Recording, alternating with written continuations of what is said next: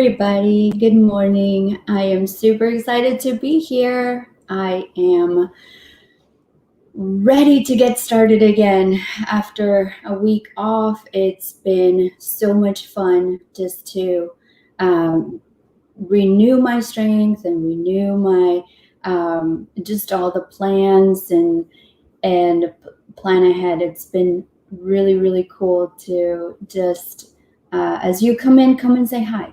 It's been really nice to just be thinking about the lessons that are coming up and what we're going to be talking about in the upcoming trainings. I am really excited to have you here. I cannot tell you just how much fun I have by having you guys here and be sharing this information with you. So go ahead and say hi. Let me know if you can hear me okay. Let me know how your week has been, where you are watching from and listening from. I just love to hear from you.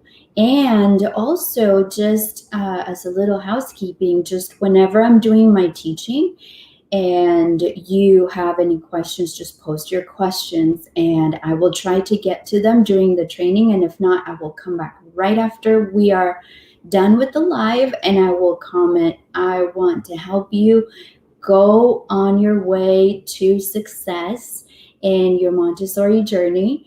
And you know what? Today's topic is not just for Montessori. Circle time is done in traditional schools as well. And I know that a lot of you are homeschooling right now.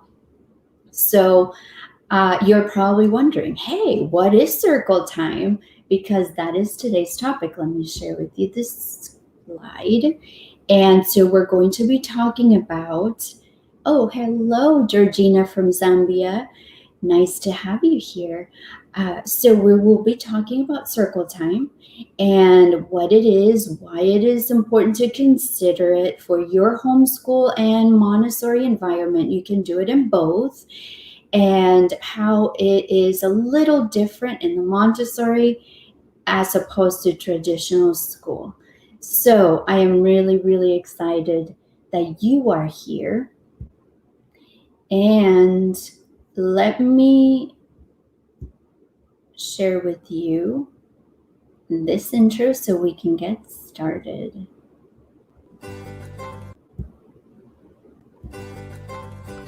Hey there, this is Tanya Wright from thenaturalhomeschool.com, the place for homeschool and Montessori lovers ready to make themselves centered, organized teachers, nurture happy children, and create smooth and successful days. Let's get you closer to your transformation today. Welcome.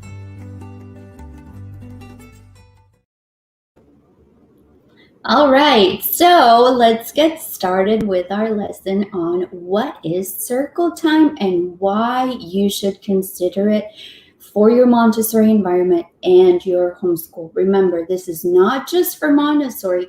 Anybody that is interested in doing circle time can do it. And even if you are a teacher at daycare or you're doing it in maybe Sunday school at church, in the nursery, you can do circle time anywhere. So let's get to it and talk about what it is. You might want to take notes. Let me just tell you right now, because this is going to be a really good topic. So what is circle time? Let me know in the comments if you have ever tried circle time before, or if you are wanting to try it out, if you are interested in finding out more things that have worked for you, that you have included in circle time, and all of that as I go along in the training. Some of you might be brand new to it. You're like, what is circle time? Are we drawing circles? No, it's not drawing circles. It is a time when you can meet as a bigger group. So if you have a group of children in your daycare, in your Montessori environment, in your homeschool, you meet together. Some people call it calendar time. But there is so much more than just calendar during calendar time. So I want to talk to you about what circle time is. And this is a time where, if you know Montessori, it is mostly independent work, one-on-one with the Montessori guide or the teacher. But circle time is the time where you can take advantage of meeting as a whole group. And there are so many benefits to it that you won't want to give it a try. I'm telling you right now, it is a priceless feature that you can offer in your learning. And there are so many different things that you can do in your learning as a group, which is not necessarily the general Montessori practice. But Montessori did include circle time in her schedule. So let's talk about that. It can be one meeting per day, or you can break it up into two smaller meetings. So you can have one first thing in the morning, just to get everybody situated, make sure that everybody is in on time and all of that. Or you can do one short one in the morning and one short one at the end of the day. There are other options though. You could do one first thing in the morning and the other one right before lunch or right after lunch. It can be used as a really great transitional activity. So the circle time first thing in the morning gets you started for the day, and then maybe you want to do one right after lunch or right before lunch.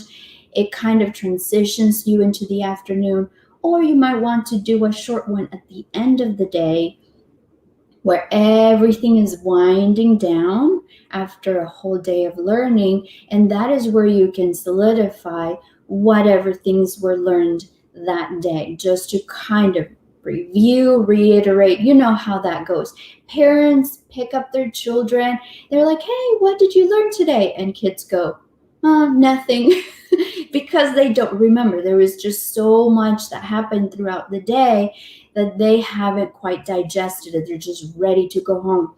And so that end of the day circle time can help them remember everything that happened during the day, things that they went through, that they learned, and all of that. So it's a really good opportunity to solidify what happened that day. And if you are in the Montessori philosophy or using the Montessori method, you know that circle time is an opportunity to help normalize children. Why? Because what is normalization? It is a term that Maria Montessori came up with and she used quite a bit. It has nothing to do with being normal or abnormal. We've discussed this before in my free 5-day workshop, which another one is coming up pretty soon. I will give you all the details about it. And so normalization has to do with children being adapted in the Montessori environment. And you can use circle time as a tool that will get those children closer to the normalization.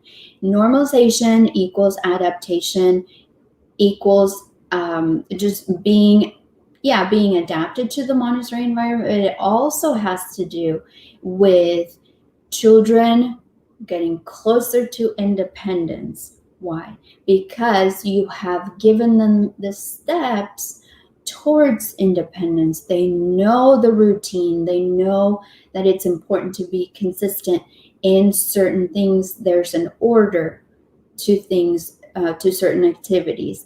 So that is the step to normalization. And you can use circle time to reiterate those things. So let's go to slide number 2. Why? Why should you consider circle time for your Montessori environment? If you haven't tried it, I highly recommend that you give it a try. I talk really in depth about it inside the Montessori Way Foundations framework, which is a framework, a program that I have created. It's a 6-month program that I will talk to you a little more about in a little bit. And it guides you through not just the what and the why, but the how. I give you all the tools that you need to get your circle time set up and ready to go successfully, because that's the whole point. You want that transformation, right? So, why you should consider circle time for your Montessori environment. And like I said, you can use this in your homeschool as well. Number one, it is a chance for extroverted children to thrive. If you know, the Montessori method is a lot of alone time, working independently and individually, or one-on-one with the Montessori guide or the Montessori teacher. And so there isn't as much time for social interaction. And circle time is a great time to socialize, to get together, to share, to talk, to do things that you wouldn't normally do during your Montessori schedule or your Montessori day. So that is a great chance for extroverted children to get their wiggles out, right? To express their feelings, to share with their friends, to make new friends and everything. And then the second point is that it is an opportunity for introverted children to grow in their interpersonal relationships, because even though they are not forced to participate in circle time, they will still want to be a part of it because of the fun that you create during that time.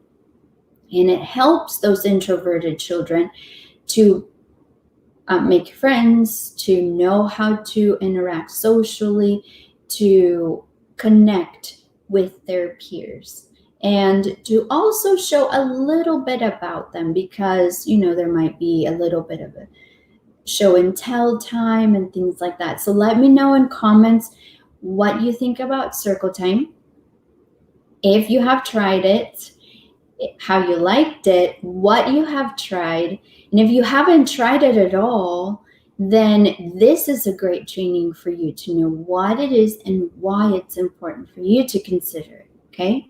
So in the meantime, I am going to, as you comment, I'm going to show you a little video.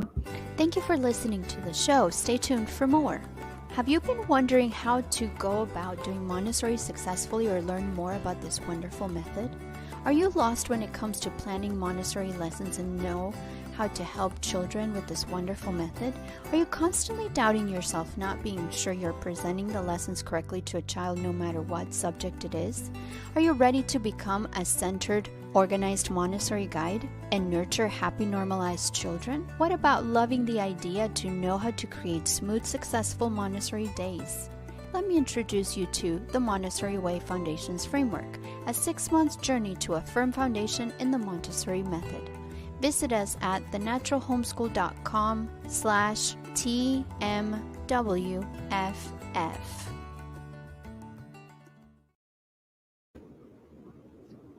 All right, so I don't know why I didn't show the last slide, but I am going to fix that up and make sure that it works for you. I can share it in the comments below.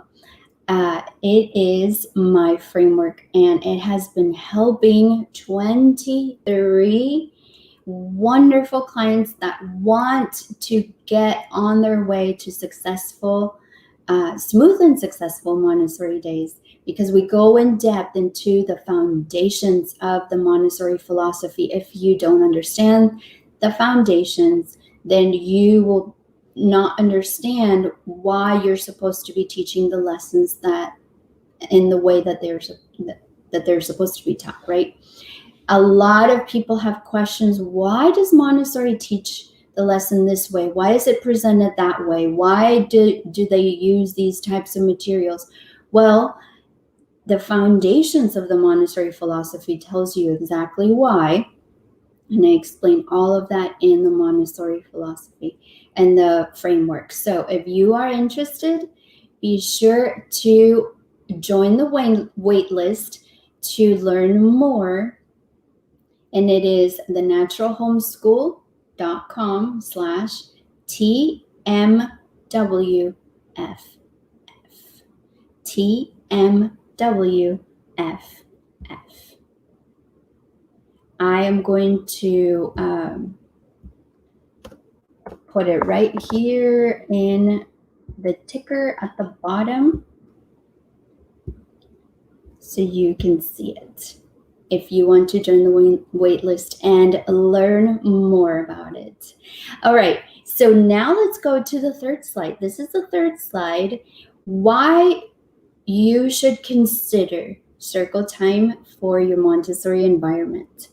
It is an opportunity for children to learn public speaking skills and leadership as well. Did you know that you can use circle time to teach leadership, to teach public speaking, to teach coordination in terms of coordinating activities, giving children leadership positions to help you during circle time? You can select helpers for the day. You can you can get helpers for calendar. You can get helpers if you have a certain lunch routine or a recess time off routine. Anything that children can help you with, this will be a great opportunity for them. And circle time is also an opportunity to tackle important topics. So what happens if there is a rule that is constantly broken in the environment? You tackle it during circle time. What happens if there is a recurring problem in terms of somebody not using a Montessori work correctly or not putting it back on the shelf, or any housekeeping issues that are going on that you help children move towards independence? You tackle it during circle time. So you discuss rules, you discuss routines, you make it fun though. There are a lot of fun elements in circle time. So it's not a boring meeting. It is a lot of fun. There is show and tell, there can be songs, there can be, if you feel like there is an activity, I don't know, like a science experiment, and children are not going to be able to work on it independently, say the erupting volcano experiment. It's great with the vinegar and the baking soda and all that, but they can't operate it on their own. Well, circle time is a great way to do it together as a group. So everybody benefits from it without you having to keep refilling the items, or without you being stuck at the volcano table all day long because children want to keep trying it over and over and over, and they need supervision for that particular activity. So you don't want them to miss out on it.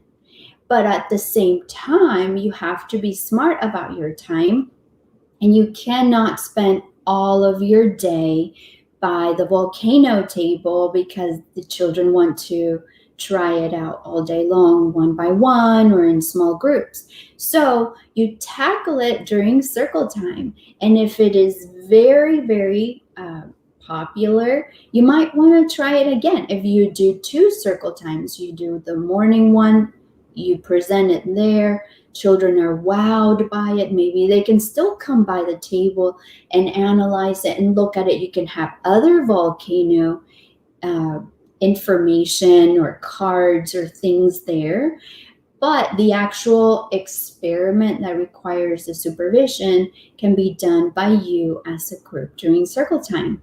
So that is just one idea on how you can use circle time to benefit you without it being boring. So let me know what you think.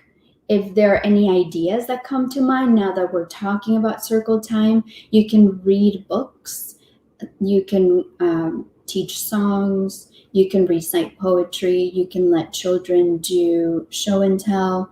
You can do a lot, like literally all of your grace and courtesy curriculum during circle time, because usually with grace and courtesy you need more than one person to interact, right? So if you're teaching them how to shake hands, how to sneeze, how to blow their nose, how to open and close the door, how to knock on a door politely, and things like that, or even answer the phone, all those things require more than one person. So you can definitely tackle almost your entire grace and courtesy curriculum during circle time. So this is the end of our training right now.